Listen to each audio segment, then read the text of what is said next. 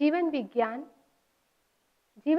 प्रेक्षा ध्यान और योग, इसमें एमए करने वाले विद्यार्थियों को जीवन विज्ञान और मूल्यपरक शिक्षा का भी अध्ययन कराया जाता है। प्रश्न उठता है कि जीवन विज्ञान और मूल्यपरक शिक्षा क्या है? जब हम जीवन विज्ञान की बात करते हैं तो जीवन विज्ञान क्या है? कोई कहेगा कि जीवन विज्ञान जीवन की कला है, जीवन विज्ञान जीवन जीना सिखाता है, जीवन कैसे जिया जाए यह हम जीवन विज्ञान से समझ सकते हैं। मूलतः जीवन विज्ञान है क्या? आज की शिक्षा प्रणाली में शिक्षा की जो अपूर्णता है, हम शिक्षा को खराब नहीं कह सकते। कोई कहता है कि आज की शिक्षा बहुत खराब है, व्यक्ति का विकास नहीं कराती, बच्चे का डेवलपमेंट नहीं हो पाता, इसलिए शिक्षा खराब है। शिक्षा खराब नहीं है। शिक्षा अगर खराब होती, आज की शिक्षा पद्धति खराब होती, तो हमारे सामने इतने बड़े साइंटिस्ट हो, चाहे इंजीनियर हो, चाहे डॉक्टर्स हो, चाहे अच्छे राजनेता हो, चाहे अच्छे विचारक हो, वो हमारे सामने नहीं होते। हम शिक्षा की पद्धति को अधूरा कहते हैं। अधूरा इसलिए कि जो भी विद्यार्थी पढ़कर निकलता है या जो भी विद्यार्थी या जो भी व्यक्ति शिक्षित होता है, उसे समाज के सामने प्रस्तुत होना होता है, समाज की स्थितियों का सामना करने के लिए, समाज में जीने के लिए, समाज में रोजगार प्राप्त करने के लिए। कई स्थितियां ऐसी आती हैं, कंपटीशन का युग है, 2, 4, 5 का इंटरव्यू हुआ, एक का सिलेक्शन हुआ, बाकी 4 के मन में इन्फीरियरिटी कॉम्प्लेक्स आया, कुछ व्यक्ति ने तो उस चीज को दबा दिया और कुछ ऐसे होते हैं कि जो आत्महत्या कर लेते हैं। अब आत्महत्या क्यों की? क्योंकि उसने शिक्षा से अपने आप को कोप अप करना नहीं सीखा, क्योंकि उसे उस शिक्षा में ये नहीं मिला कि हम अर्निंग तो सीख रहे हैं, लर्निंग सीख रहे हैं, लेकिन how to live in society, हम समाज में कैसे जिए ये नहीं सीख पाते हैं, समाज की परिस्थितियों का सामना नहीं कर पाते हैं। उसका परिणाम ये आता है कि वे समाज का सामना नहीं कर पाने के कारण या तो आत्महत्या कर लेते हैं या मानसिक रोगों के शिकार बन जाते हैं। तो साइंस ऑफ लिविंग शिक्षा की पूरक पद्धति है जो व्यक्ति को सैद्धांतिक के साथ साथ प्रायोगिक भी शिक्षा देती है कि किस प्रकार हमें समाज में जीना है, समाज में सहना है, समाज में विकास करना है। वैल्यू एजुकेशन, वैल्यू एजुकेशन यानी मूल्यपरक शिक्षा। मूल्य क्या है? समाज में व्यक्ति को जो जीने योग्य बनाता है, समाज में जो व्यक्ति जीने योग्य, जिन विकास योग्य जिन गुणों को वह प्राप्त करता है, जो गुणों का वह धारण करता है, वह कहलाते हैं वैल्यू। और इस प्रकार की जब शिक्षा मिलती है तो वो वैल्यू एजुकेशन कहलाती है। तो science of living and value education जो एमए जीवन विज्ञान परीक्षा ध्यान और योग का दूसरा पेपर है, पेपर सेकंड है, इसका अध्ययन हम करेंगे। इसका अध्ययन हम करें तो हमें पहले जानना होगा कि स्वस्थ समाज की संरचना क्या है और उसमें जीवन विज्ञान का क्या रोल हो सकता है। प्रश्न उठता है कि हेल्दी सोसाइटी हम किसे कहेंगे? हेल्दी सोसाइटी वह कि जिस सोसाइटी में रहने वाला हर व्यक्ति अपने शारीरिक, मानसिक और भावनात्मक रूप से स्वस्थ है, वो हर दृष्टि से अपना विकास कर लेता है, वह अच्छी सोसाइटी कहलाई जाती है। और साइंस ऑफ लिविंग इन गुणों का विकास कराती है, और जहाँ पर ये गुण पैदा हो जाते हैं और इन गुणों के माध्यम से जिस हेल्दी सोसाइटी का निर्माण होता है, हम उसे कहेंगे कि कंस्ट्रक्शन ऑफ हेल्दी सोसाइटी। 2 चीजें हैं, समाज और संस्कृति। हम समाज और संस्कृति की चर्चा करें कि समाज क्या है। समाज क्या हो सकता है? कहा जाता है कि मनुष्याणाम समाज पशूनाम समज। मनुष्यों का समाज होता है और पशुओं का समझ होता है। समझ यहाँ इंटेलेक्चुअल से नहीं है, यहाँ समझ यानी पशुओं के समूह को समझ कहा जाता है। और जहाँ समान व्यवहार, समान रुचि, समान कार्य पद्धति, समान पहनावा, समान रीति रिवाज वाले जो लोग रहते हैं उसे समाज कहा जाता है। आचार्य महाप्रज्ञ जी ने कहा, मनुष्य और समाज दोनों एक है और जो मनुष्य है वह समाज का एक अंग है। बिना मनुष्य के समाज का अस्तित्व नहीं है और बिना समाज के मनुष्य का अस्तित्व नहीं है। एक व्यक्ति अगर बाहर से आकर रहता है, वह हमारी सोसाइटी का नहीं है, तो उससे पूछा जाता है कि तुम कौन हो, कहाँ से आए हो, तुम्हारा समाज कौन सा है, तुम्हारी कास्ट कौन सी है, तुम्हारा रिलीजन कौन सा है। या फिर पूछा जाएगा कि ये व्यक्ति कौन है, भाई पता नहीं, हमारे समाज का तो नहीं है, कोई अलग ही लग रहा है। यानी कोई भी समाज पर्टिकुलर व्यक्तियों के माध्यम से ही बनता है, इसलिए समाज एक नहीं होता, समाज बहुत सारे होते हैं। हाँ, अगर हम मनुष्य जाति की अपेक्षा से बात करें तो मनुष्य समाज एक हो सकता है, लेकिन इन मनुष्यों में भी जाति, वर्ण, कल्चर, हर किसी के आधार पर अलग अलग समाज हमें दिखाई देते हैं। और समाज है तो समाज में रहने वाले व्यक्ति का सामाजिकरण भी होगा। तो सामाजिकरण का क्या तात्पर्य हुआ? सामाजिकरण से हमें क्या मिलने वाला है? तो सामाजिकरण है वो व्यक्ति को विकास करने में सहायक होती है। बिना सामाजिकरण के व्यक्ति विकास नहीं कर सकता। समाज और मनुष्य दोनों एक दूसरे के पूरक हैं, क्योंकि समाज मनुष्यों से बना। समाज में कुछ ऐसे नियम बने, कुछ रीति रिवाज बने जो मनुष्य को पालन करने पड़ेंगे, और मनुष्यों ने मिलकर समाज बनाया और उन्होंने ही समाज की विविधता को देखते हुए समाज में कुछ नियम बनाए। उन नियमों को फॉलो करना समाज के प्रत्येक व्यक्ति का कर्तव्य हो जाता है। समाज का एक और बिंदु है कोऑपरेशन, मतलब सह अस्तित्व या सहयोग की भावना। 4 प्रकार के कोऑपरेशन हो सकते हैं: लाइवलीहुड, एजुकेशन, हेल्थ और फियरलेसनेस, यानी जीवन तत्व, शिक्षा, स्वास्थ्य और अभय। ये 4 तत्व समाज के होते हैं।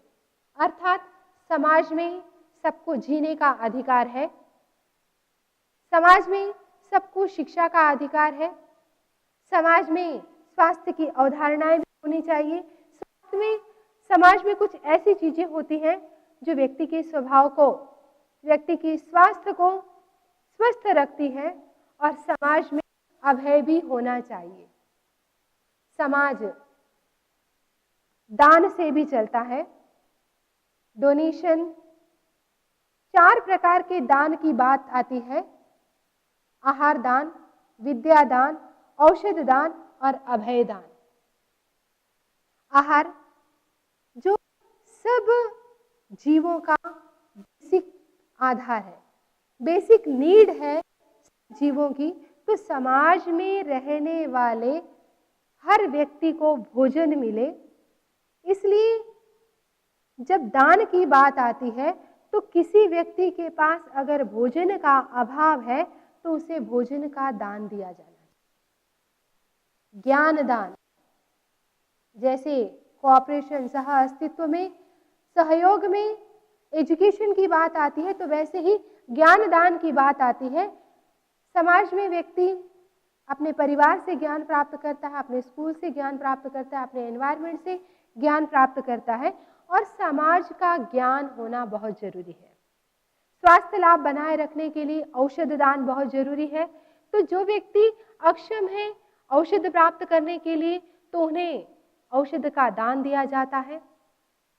समाज में भय नहीं होना चाहिए, व्यक्ति अभय होकर जिए। यहाँ अभय होकर जीने का तात्पर्य कि समाज के जब नियमों को, नॉर्म्स, रूल्स एंड रेगुलेशन को फॉलो करते हुए जब व्यक्ति रहता है तो अभय रहता है। यानी समाज में रहने वाले अगर उच्च श्रेणी के लोग हैं, ताकतवर लोग हैं, तो अपने से छोटे लोगों पर अधिकार न जमाएं, उन्हें भी अभय दान दें। समाज के लक्षण क्या हो सकते हैं? हर समाज का अपना लक्षण होता है, क्योंकि अलग अलग रुचि वाले, अलग अलग व्यवहार वाले लोग अलग अलग अपना समाज बनाते हैं। तो समाज का लक्षण होता है समाज में के रहने वाले लोगों की भाषा। आप देखिए, पंजाबी सोसाइटी में जो रहते हैं, जो पंजाबी लोग होते थे उनकी भाषा पंजाबी, मद्रासी लोगों की मद्रासी भाषा, आंध्रा वालों की कनेडियन भाषा, महाराष्ट्रियन की मराठी भाषा। यानी स्पेशल कास्ट या स्पेशल समाज की स्पेशल भाषा होती है, उनकी अपनी कल्चर होती है, उनके अपने समाज के नियम होते हैं। उन नियमों को फॉलो करने वाला उस समाज में रहता, और इन सब चीजों के आधार पर बताया जाता है कि ये फलां सोसाइटी के ये लक्षण हैं। व्यवहार या मनुष्य और समाज का अंतर संबंध, कि मनुष्य और समाज में क्या संबंध है, यह समाज का लक्षण है। दोनों में सह अस्तित्व या समझौते का सिद्धांत होता है, यानी समाज से व्यक्ति को कुछ मिलता है और व्यक्ति समाज के लिए कुछ करता है। एक छोटे से उदाहरण से बताऊं कि एक बच्चा परिवार में पलता है, वह बड़ा होता है, शिक्षा ग्रहण करता है, कमाई करने लगता है। अब उसने समाज से लिया, परिवार से लिया था, अब परिवार का पालन पोषण उसे करना है। वैसे ही समाज और व्यक्ति, समाज में व्यक्ति रहता है, समाज में वो रहकर विकास प्राप्त करता है, और फिर वही व्यक्ति आगे चलकर समाज को चलाता है। तो ये दोनों के बीच में अंतर संबंध होता है, ये दोनों का समझौता होता है कि व्यक्ति समाज को चलाता है और समाज से व्यक्ति समाज को चलाता है, और समाज के कारण व्यक्ति का विकास होता है। दोनों का आपस में संबंध है, दोनों का अस्तित्व है, दोनों एक दूसरे के पूरक है। समाज का इंपॉर्टेंस क्या है, समाज का महत्व क्या है? तो बताया, सोसाइटी इन लाइफ, मतलब समाज में ही जीवन होता है। अकेला व्यक्ति जीवन नहीं जी सकता। कोई व्यक्ति ये सोचे कि मुझे अकेले रहना है, मैं अकेला सब कुछ कर लूंगा, तो ये संभव नहीं है। वह अकेला अपना पेट भी नहीं भर सकता। अकेला व्यक्ति क्या कर सकता है? अकेला व्यक्ति शिक्षा नहीं ग्रहण कर सकता, अकेला व्यक्ति व्यापार नहीं कर सकता, अकेला व्यक्ति अपना परिवार नहीं बना सकता। इसलिए समाज जरूरी है जीवन के लिए, और हमारी मूलभूत आवश्यकताएं भी समाज से पूरी होती है। आहार, निद्रा, भय और मैथुन, ये हर जीव की मूलभूत आवश्यकता है। दूसरी भाषा में हम कहें तो कहा जाता है रोटी, कपड़ा और मकान। ये हर व्यक्ति की मूल आवश्यकता है। उसके बाद रोटी, कपड़ा, मकान के बाद उसे सेफ्टी चाहिए, वह उसे समाज से मिलेगी। उसके बाद बिलोंगिंगनेस चाहिए, यानी व्यक्ति को परिवार चाहिए। तो परिवार कहाँ से मिलेगा? अकेले व्यक्ति के पास तो अपना कोई परिवार नहीं हो सकता, बिना समाज के उसके पास कोई और आ नहीं सकता। तो परिवार उसे समाज से मिलता है, और अपनी मूल प्रवृत्तियां अर्थात संतानोत्पत्ति कहें या विवाह आदि के जो कार्य होते हैं वो समाज में रहकर ही होते हैं। आजकल एक कहा जाता है कि लड़कियां मिलना बहुत मुश्किल है, लड़के बहुत कुंवारे बैठे हैं। हमने देखा कई जगह, अगर किसी को कहा जाए कि तुम दूसरी सोसाइटी में अपने बच्चियों को दो ताकि वहां सुखी रह जाएगी, हमारे समाज में ये मान्य नहीं है। यानी हमारे समाज में रहकर ही हमें हमारी मूल प्रवृत्तियां उसकी पूर्ति करनी है।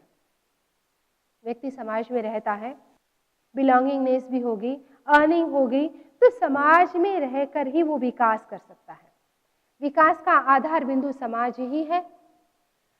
जहां 4 व्यक्ति हैं वहीं कंपटीशन होगी और उस कंपटीशन में ही पता चलेगा कि कौन आगे रहा, कौन पीछे रहा। तो उस विकास का आधार, मूल आधार समाज है। बिना समाज से हम कैसे रिकॉग्नाइज करें, हम कैसे मूल्यांकन करें कि यह विकास कर रहा है। मैं यहां से कहीं चढ़ गई, मुझे किसी ने देखा नहीं, मुझे किसी ने जाना नहीं, तो मुझे कौन क्या कहेगा कि यह विकास कर रहे हैं। मैंने अपने गोल को अचीव किया, तो उसका मूल्यांकन कहाँ होगा? वह होगा समाज में रहकर ही। हमारी पर्सनैलिटी यानी हमारे व्यक्तित्व विकास का मूल आधार भी हमारा समाज है। हमारे गुण, हमारी नैतिकता, हमारा व्यवहार, हमारा आचार, हमारा कैरेक्टर, इन सब का मूल्यांकन कहाँ होता है? समाज में रहकर ही होगा। समाज है तो मूल्यांकन होगा, अगर समाज नहीं है तो मूल्यांकन कहाँ होगा? अगर किसी क्लास में एक ही बच्चा है या किसी कॉलेज में एक ही लड़का एग्जाम दे रहा है और वह पास हो रहा है, तो मूल्यांकन कैसे हो कि बच्चा होशियार है? पास हो गया दैट इज ओके, या फेल हो गया तो भी पता नहीं कि बाकी के बच्चे इससे ज्यादा बुद्धू थे या इससे ज्यादा होशियार थे। जहां समूह होता है, जहां समाज होता है, वहीं तुलना होती है और वहीं पता चलता है कि व्यक्ति का व्यक्तित्व कैसा है। एक केवल उसका शारीरिक रंग रूप के आधार पर हम नहीं कह सकते कि उसका व्यक्तित्व अच्छा है। उसके मूलभूत गुणों के आधार पर ही समाज उसका मूल्यांकन करता है और वह अपने मूल्यांकन से और उन गुणों को द्विगुणित करता है। जीवन विज्ञान और समाज। समाज में जब व्यक्ति रहता है तो कुछ चीजें आवश्यक होती हैं, जैसे स्वतंत्रता और नियंत्रण। समाज में, चाहे देश में, चाहे राष्ट्र में, हर जीव को जीने का अधिकार है और स्वतंत्रता के साथ जीने का अधिकार है।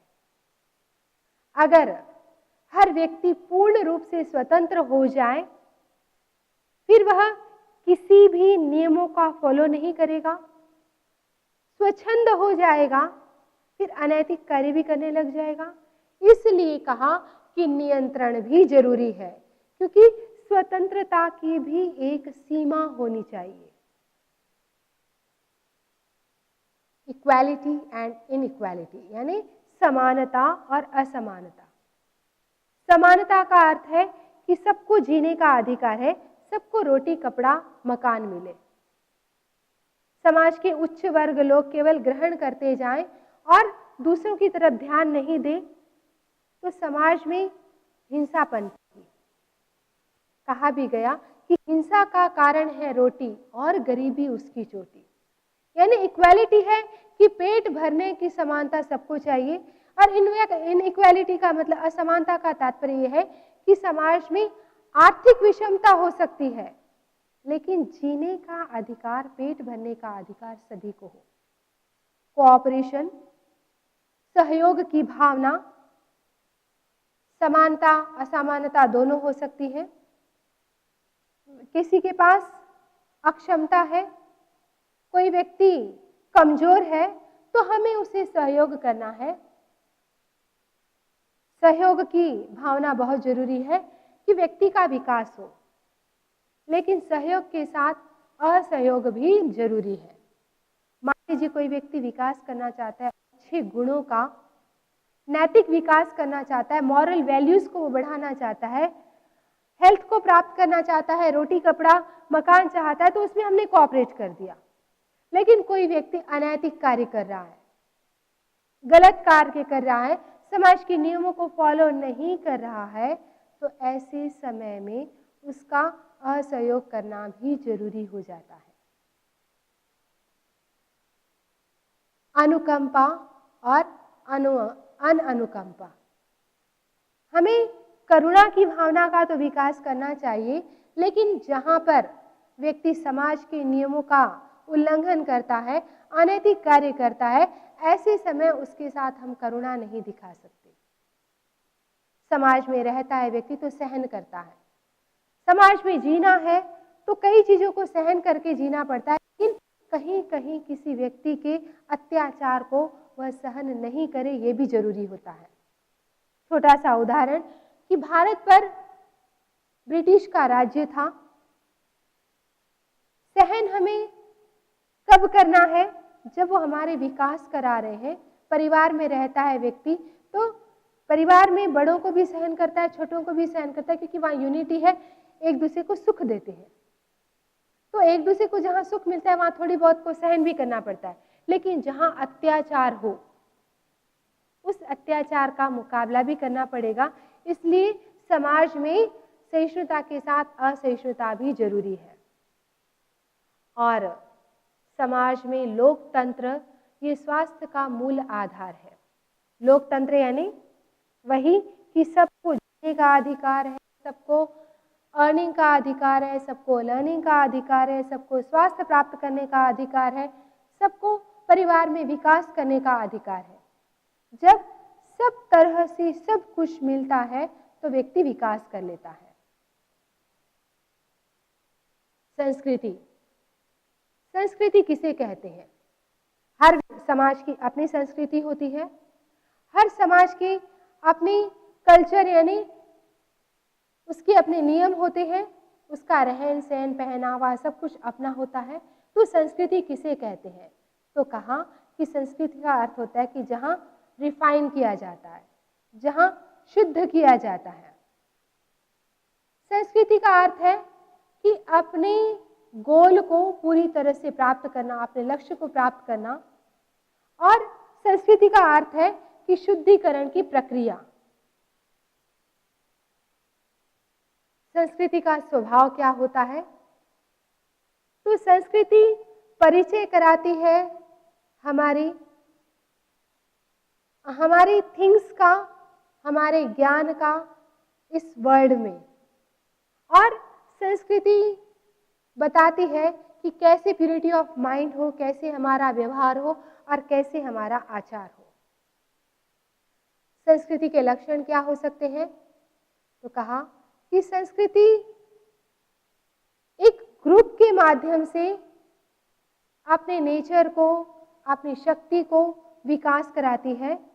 और जब हम ग्रुप की अभिव्यक्ति जहां होती है, यानी जहां एक जैसा पहनावा, एक जैसा खाना, एक जैसी भाषा होती है, तो वह सब शो करता है उस ग्रुप की पावर को, उस ग्रुप के नेचर को कि इसका क्या है।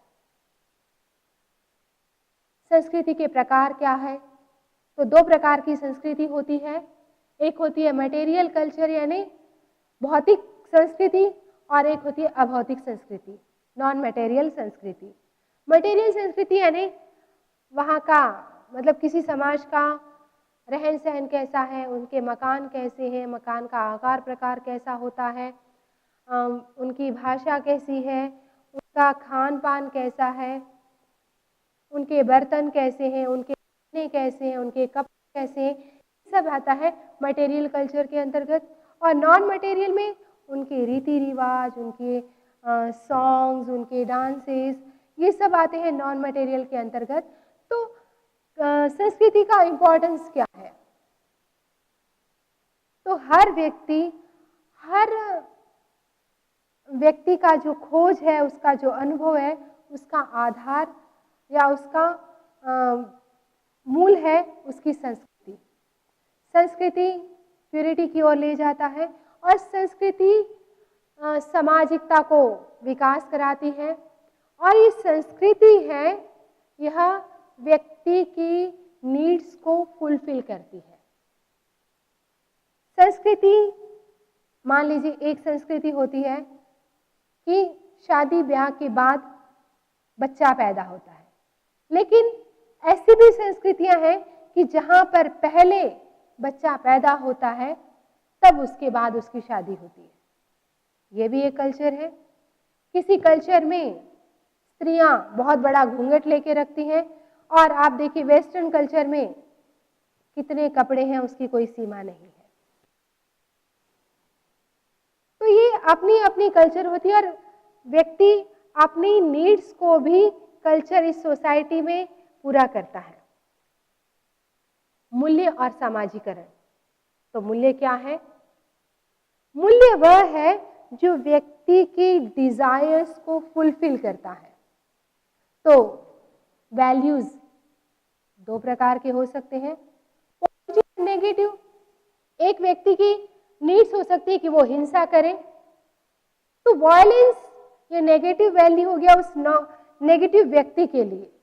लेकिन जब हम स्वस्थ समाज की बात करते हैं, हेल्दी समाज की बात करते हैं, तो ये जो वैल्यू है यह आत्मा है, यह सत्य है, और उसकी मनुष्यत्वता, यह उसका मूल मूल्य है। तो मूल्य का महत्व क्या होता है? मूल्य से समाज में नैतिकता, प्रामाणिकता, सत्य के प्रति झुकाव, दूसरों के प्रति रिस्पेक्ट का भाव, असांप्रदायिकता, सहयोग, ये सब क्या है? इनका विकास होता है। और इसकी आवश्यकता, मूल्यों की आवश्यकता इसलिए भी है कि जब ये सब चीजें होगी तो समाज में व्यक्ति अभय होकर रहेगा, विकास का माध्यम बनता है। भावों को अच्छे वैल्यूज है वो पुष्ट करते हैं। तो वैल्यूज के लिए सामाजिकरण भी होना बहुत जरूरी है। तो सामाजिकरण किसे कहते हैं?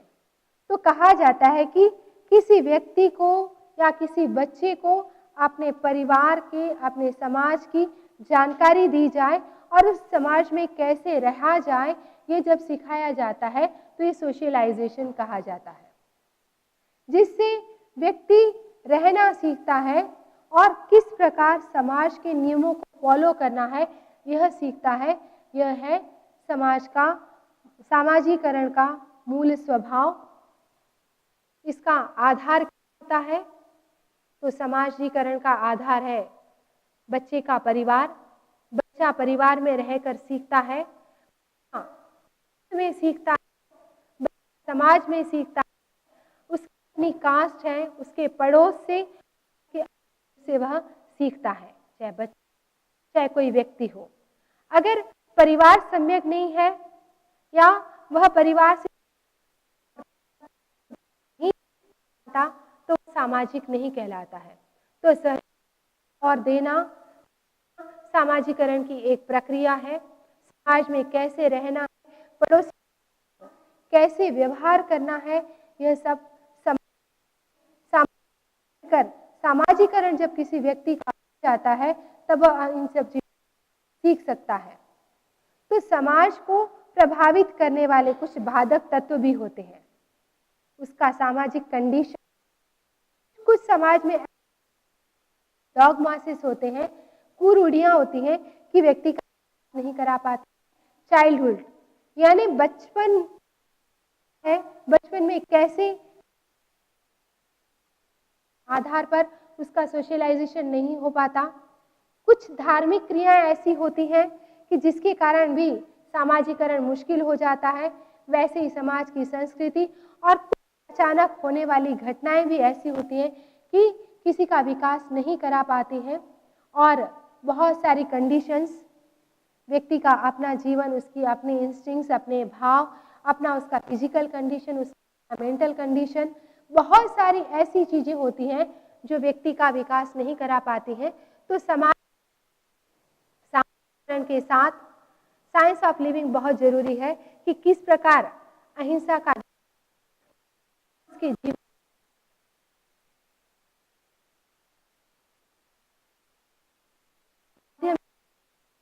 अपने भीतर अनुप्रेक्षा और ध्यान से मूल्यों का विकास, और जब मूल्य आ जाते हैं तो मूल्यों के आधार पर समाज में रहने के योग्य बनता है और उसका सामाजिकरण हो जाता है। और जब सामाजिकरण होता है, मूल्य मिलते हैं, तो फिर व्यक्ति समाज में जीने योग्य बनता है और यही शिक्षा का मूल लक्ष्य बन जाता है। इसलिए जीवन विज्ञान शिक्षा की पूरक पद्धति बताया गया और उसे वैल्यू एजुकेशन के साथ जोड़ा गया। ओम अरहम।